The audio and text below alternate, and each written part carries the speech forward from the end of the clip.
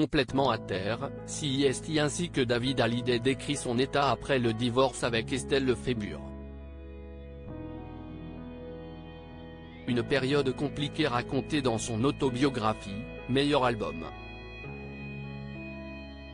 Ils se sont mariés le 15 septembre 1989, et ont formé une famille par la suite avec la naissance de leurs 2 filles, Ilona, née le 17 mai 1995 et Emma, née le 13 septembre 1997. Fous d'amour et fort d'une ressemblance incroyable, comme frères et sœurs, David Hallyday et Estelle Lefébure ont connu un coup de foudre dès le premier instant. Dans son ouvrage Mon meilleur album, le fils de Johnny Hallyday et Sylvie Vartan revient sur son union avec son alter ego mais aussi sur leur difficile rupture. CIST en 2003 alors que sort son album Révélation que David Hallyday vit son divorce avec Estelle Lefébure. Cette période-là en toute franchise, je ne l'ai pas vu venir. D'un autre côté, qui peut dire en se mariant, qu'il est en train de prévoir son divorce? Tout commence donc toujours par une phrase, lâchée un soir dans la lumière tamisée de la cuisine, et si on faisait un break?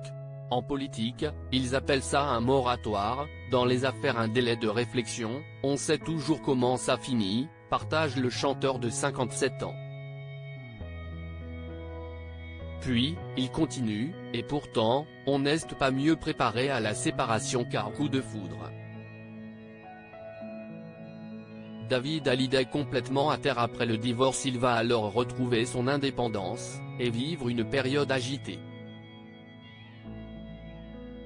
Mais cette rupture nécessaire selon ses mots, a été très douloureuse.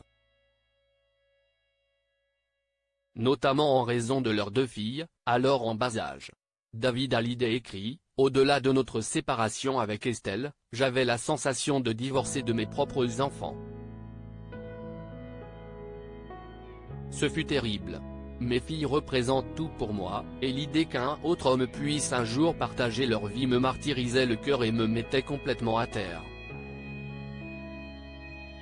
Heureusement, fort d'un amour réciproque, mais aussi pour leurs filles, l'interprète de 100% et Estelle Lefébure ont réussi leur divorce et n'ont jamais perdu ce lien si particulier.